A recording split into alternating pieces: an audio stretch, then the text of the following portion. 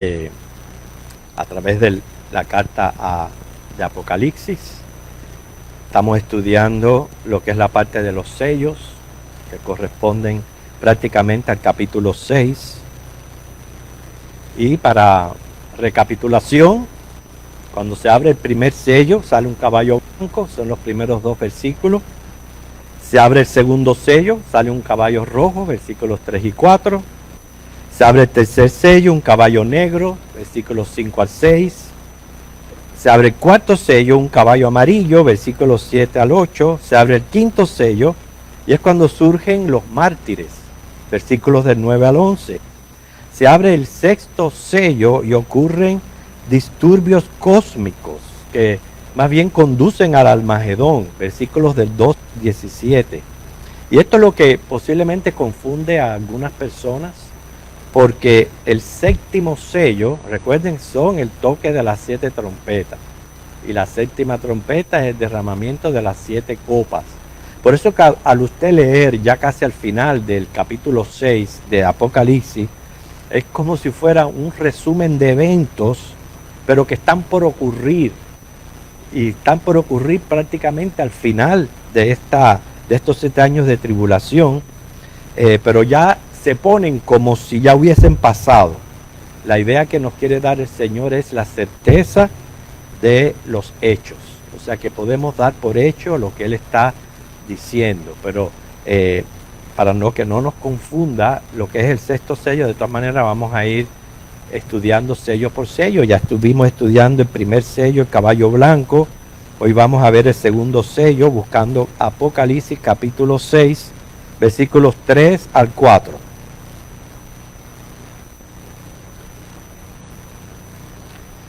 Cuando abrió el segundo sello, oí al segundo ser viviente que decía: ven y mira. Y salió otro caballo, bermejo, eso sería rojo, y al que lo montaba le fue dado poder de quitar de la tierra la paz, y que se matasen unos a otros, y se le dio una gran espada.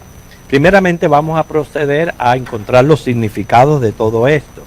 El Cordero, Cristo, que recuerden es el único que tiene la autoridad de abrir estos sellos, abre el segundo sello y aparece el segundo ser viviente. Ahora, si analizamos los seres vivientes que aparecen en Apocalipsis 4:7, cada uno de estos seres vivientes, el rostro de ellos tiene mucho que ver con lo que está pasando. Porque el segundo ser viviente aparece como un becerro. ¿Y qué es lo que nos recuerda? Nos recuerda a Cristo como Cordero. ¿En qué aspecto? En que, según Isaías, Él fue llevado al matadero. Y Él allí peleó nuestra batalla. Y al morir y resucitar, nos vino a dar la victoria total.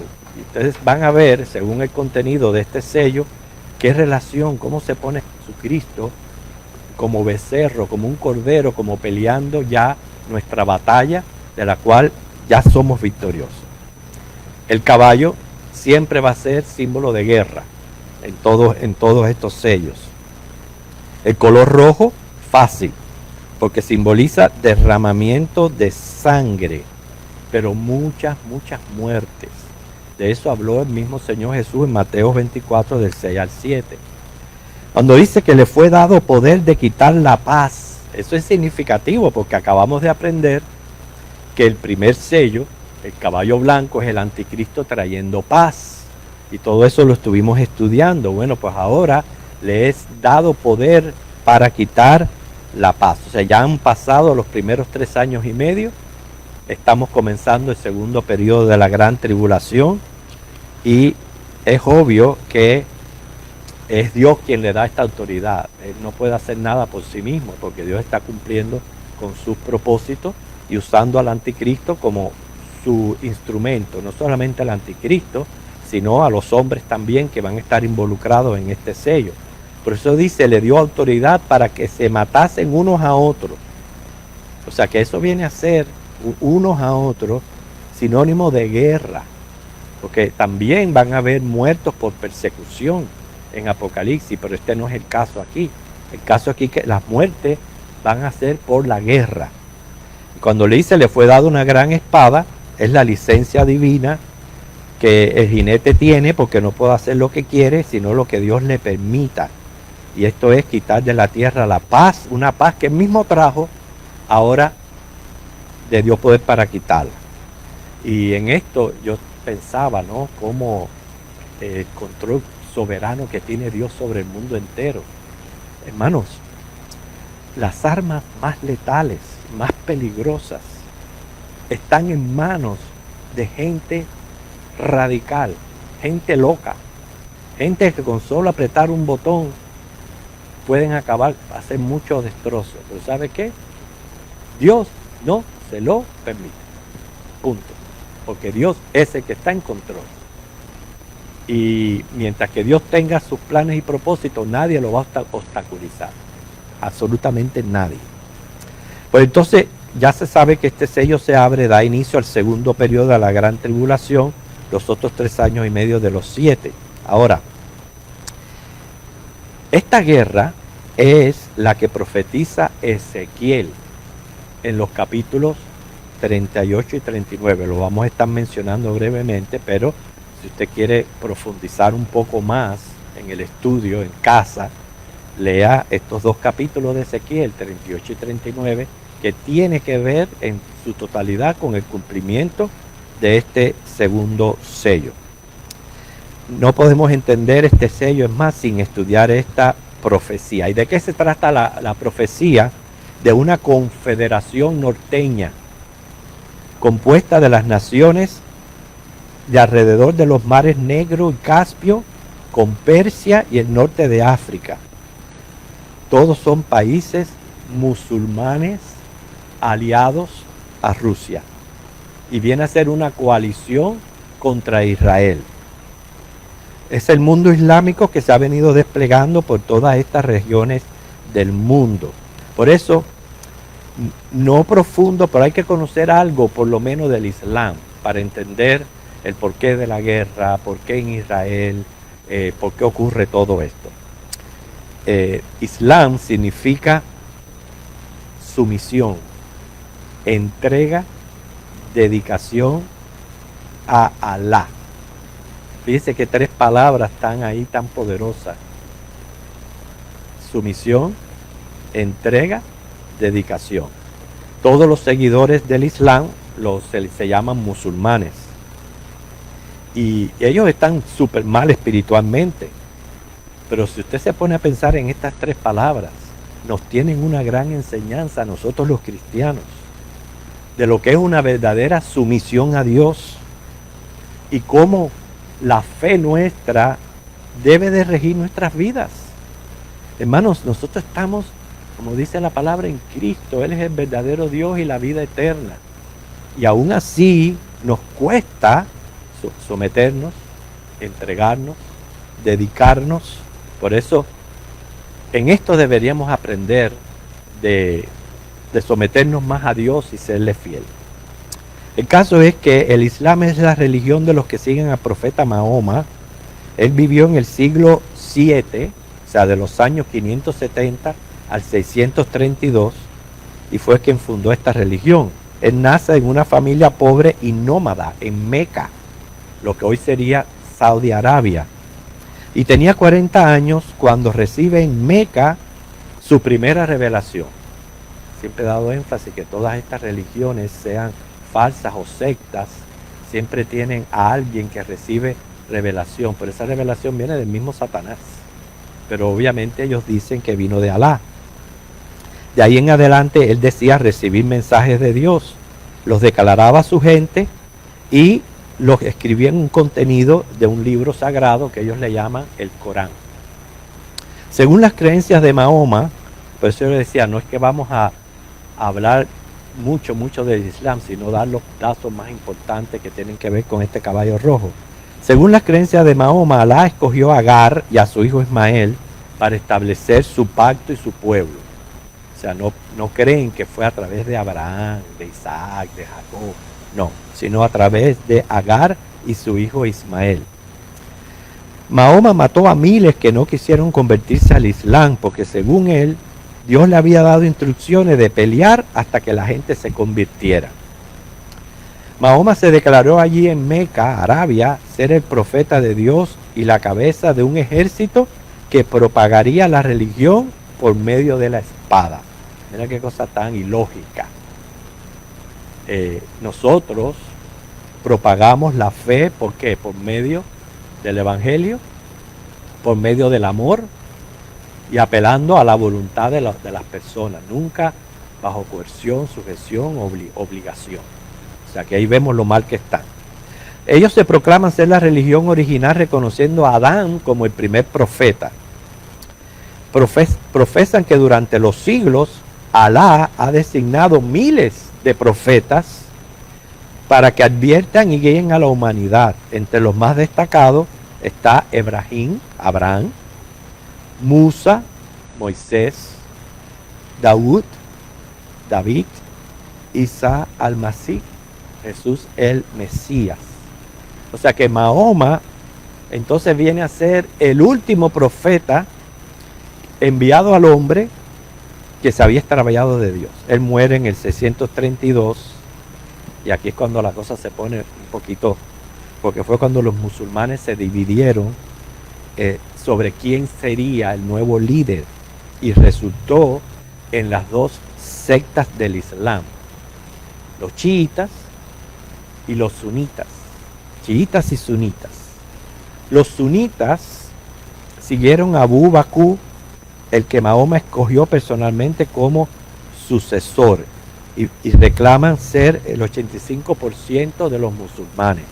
Estos sunitas son los que inclusive no pueden entender por qué hay algunos de ellos que se comportan como tales, porque más bien ellos no son dados a la violencia ni nada de eso. Pero los chiitas, que se identifican con Ali, el yerno de Mahoma, ya viene a ser la secta radical de donde proceden los terroristas, y el 15% está concentrado en Irán.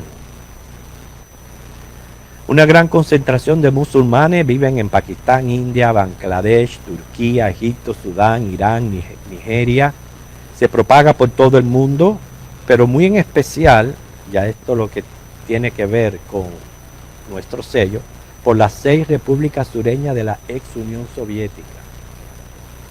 O sea, la caída de la Unión Soviética, que se le llamaba siempre el gran oso ruso, que causó un tremendo impacto, porque nadie podía creer cómo ese sistema tan poderoso cayera, pero no se daban cuenta que cumplían profecías bíblicas.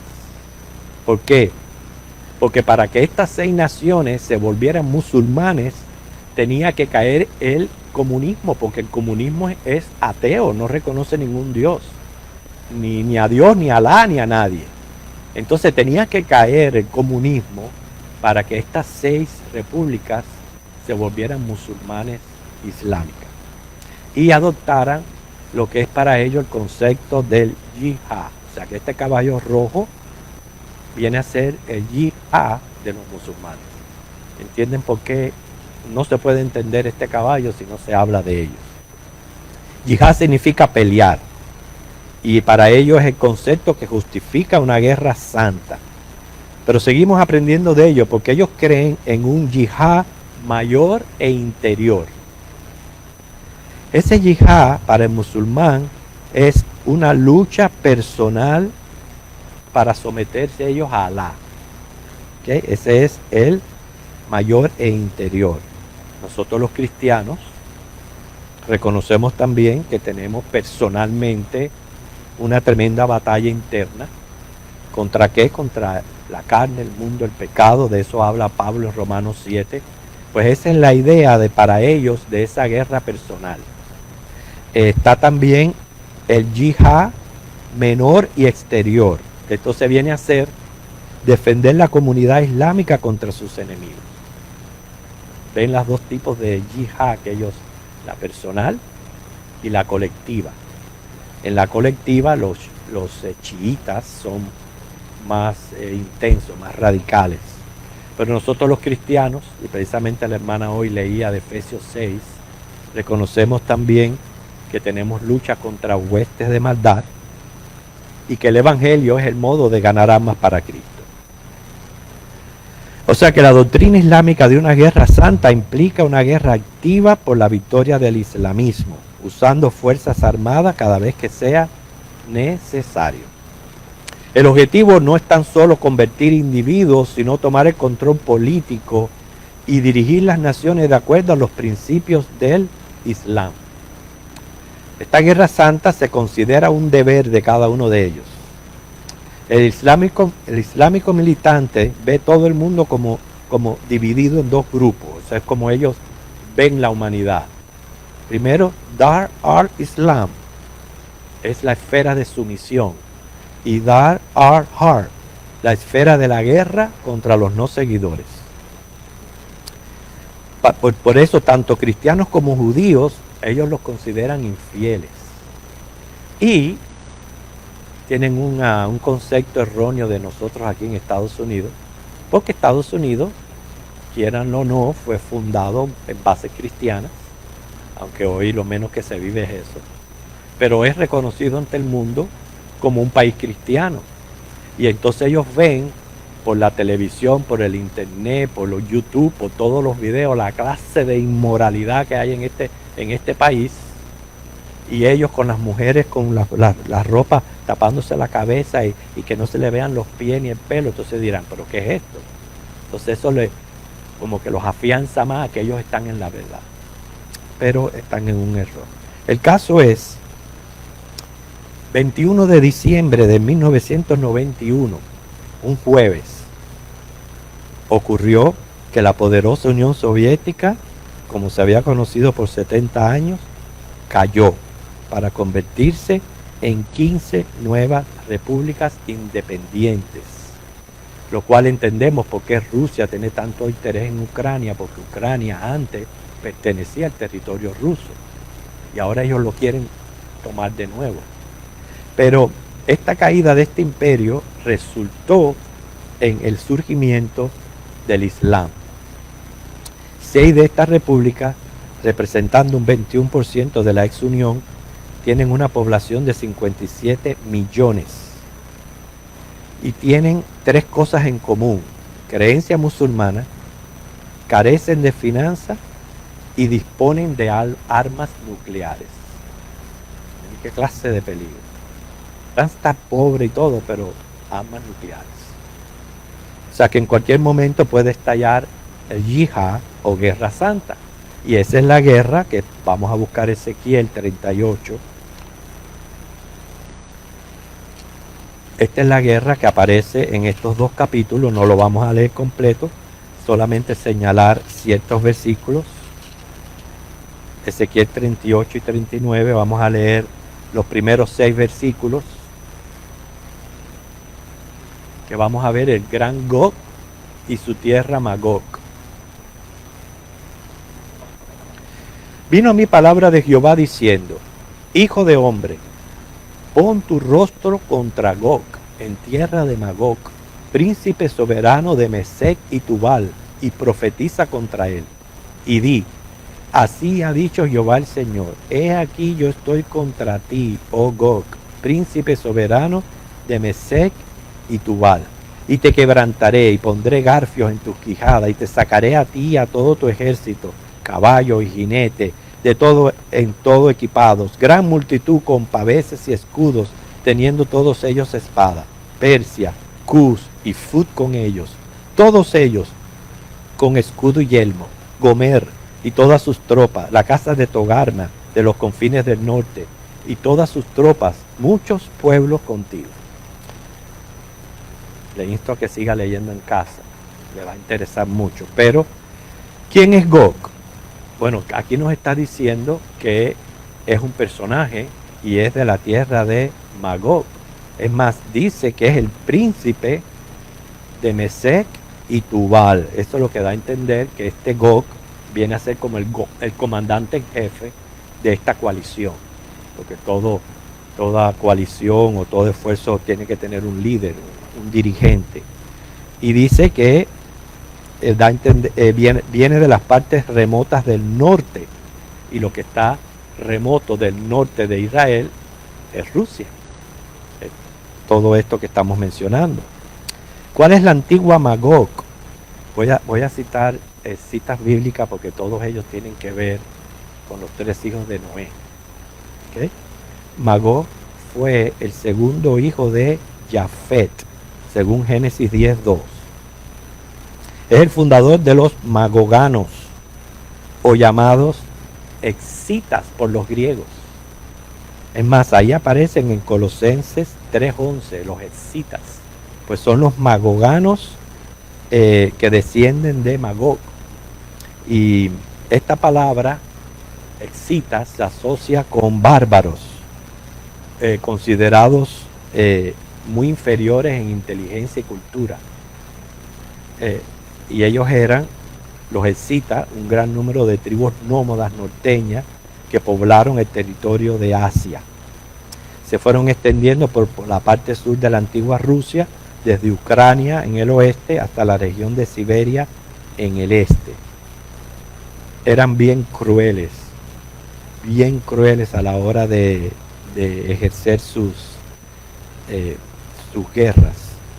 O sea, en la actualidad, Magog consiste en estas 6 repúblicas sureñas de Rusia: Kazajstán, Kirguistán, Uzbekistán, Turkmenistán, Tadjikistán y Ucrania.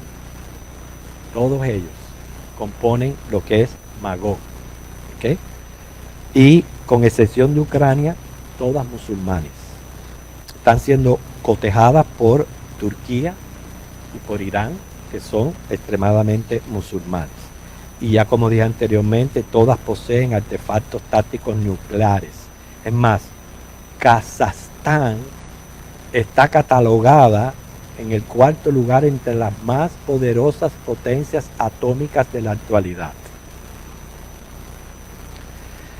En esta coalición también van a participar los hijos de Jafet, se van a unir a Gog. Ahora, Jafet, según Génesis 10:1, es uno de los 3 hijos de Noé. Recuérdense que Noé tuvo a Jafet, a Sem y a Cam. Y que cuando ocurrió la Torre de Babel y Dios les dividió y confundió las lenguas, porque la voluntad de Dios era que poblaran la tierra, no que se quedaran allí todos unidos, Jafet agarró para Europa, para toda esa zona norteña, que es por eso que muchos de nosotros descendemos de Jafet, somos jafetitas.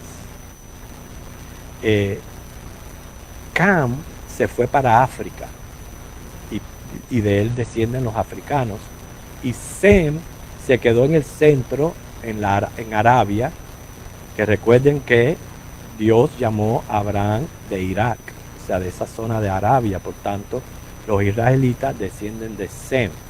Y de los 3 hijos de Noé, Sem siempre fue el más espiritual, etc. El caso es que el versículo 2 menciona a Mesec. Mesec es el 6º hijo de Jafet, Génesis 10:2. Tubal es el 5º hijo de Jafet, Génesis 10:2. Gomer o Rus, que menciona el versículo 6, es el primer hijo de Jafet, Génesis 10:2-3. Togarma, que menciona el versículo 6, es el 3er hijo de Gomer, o sea que viene a ser Togarma, nieto de Jafet, según Génesis 10:3. Y se está refiriendo a la antigua Armenia, localizada en toda esa área actual de lo que es Turquía. Quiere decir, Mesec, Tubal, Gomer, Togarma, hace referencia a Turquía. O sea que Turquía y Rusia se van a unir y tienen varias cosas en común. Número 1, un tremendo odio contra Israel. Odio, ya empezamos la mentalidad de los musulmanes. Le odian a Israel.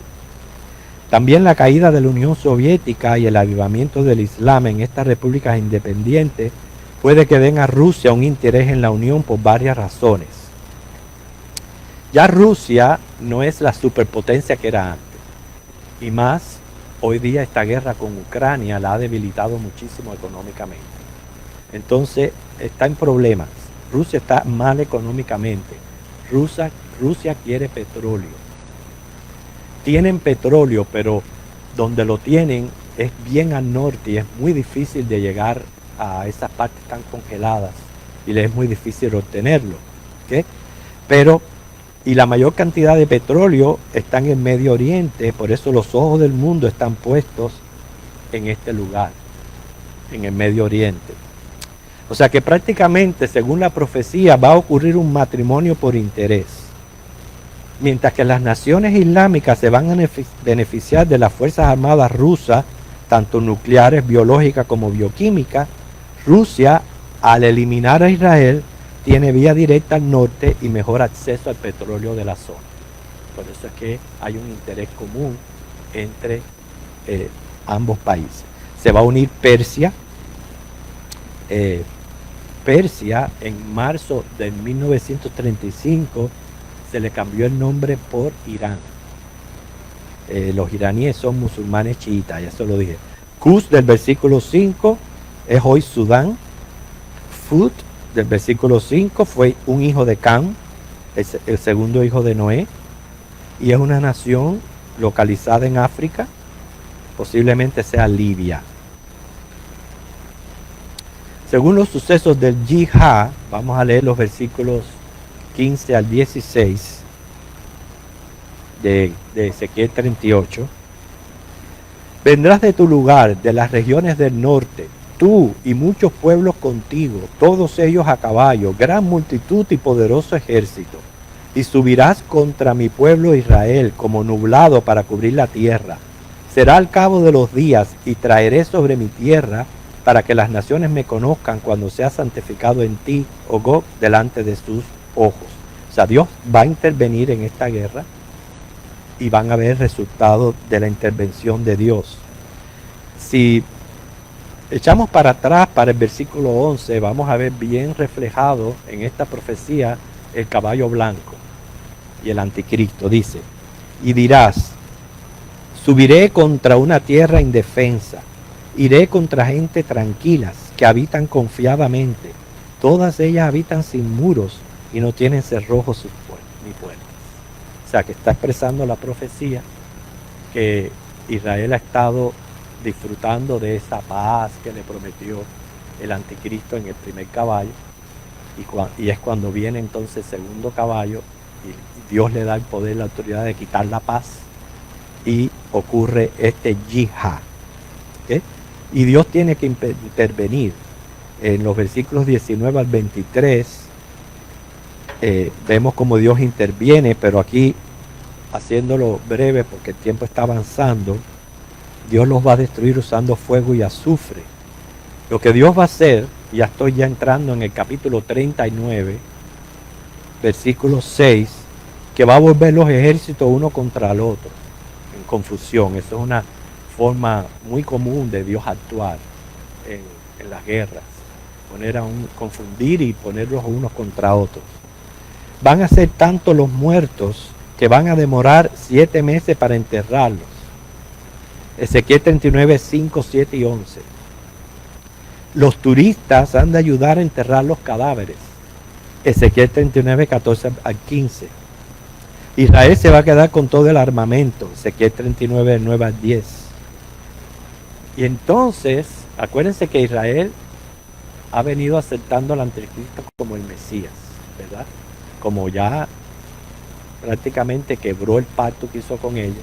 Entonces Israel, como nación, se vuelve hacia Dios, no a Cristo, hacia Dios.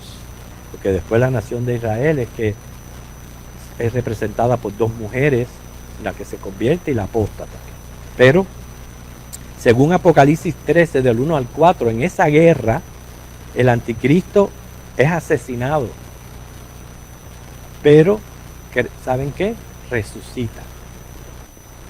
Imitando la resurrección de Cristo. Apocalipsis 13, del 1 al 4. O sea, de esa guerra misma musulmana, Él lo mata, Él resucita, y esa gran señal de resucitar es lo que hace que ya comience prácticamente a propagar su religión, a levantar aquella estatua, de esos blasfemia y desoladora en el templo, etc. ¿Okay? Esta guerra va a resultar en los otros dos caballos, por eso siempre se usa caballo, porque el caballo es resultado de guerra. El caballo negro, que va a ser nuestro próximo estudio, tiene que ver con economía, con hambre. El caballo amarillo, muerte por pestilencia, o sea, obviamente si se van a usar ya armas bioquímicas, nucleares, eso va a causar, ¿saben qué? La cuarta parte de la población mundial va a morir. Estoy hablando de 200 billones de personas. Van a morir por esa guerra, 200 billones de personas. Entonces, para terminar, hermanos, la mente del musulmán tiene como meta una guerra santa, pero Dios tiene preparado para ello una derrota total. Estos extremistas musulmanes están dispuestos a dar su vida por su religión, pero van a terminar en derrota. Nosotros los cristianos que tenemos garantizada la victoria, muchos, porque no digo nosotros que estamos aquí, sino muchos cristianos no están dispuestos a incomodarse por nada por su fe. Por nada. No se incomodan. Si se congregan es porque pueden, porque todo está bien, porque todo le ha resultado, si acaso. Pero no hay esa mentalidad de fidelidad, de sometimiento, de dedicación, de entrega, como vemos que tienen estas personas hacia su religión. Por eso, hermanos, personalmente debemos de cada uno de nosotros pelear la buena batalla de la fe, que eso lo aconseja 1 de Timoteo 6:12, y también como iglesia, como en un conjunto, luchar arduamente contra todo lo que se oponga al crecimiento del reino de los cielos. Sabemos que no es con armas, no es por la fuerza, sino por medio del amor, la paz y la luz del Evangelio de Cristo. Que el Señor le bendiga. La semana que viene estudiamos el caballo negro.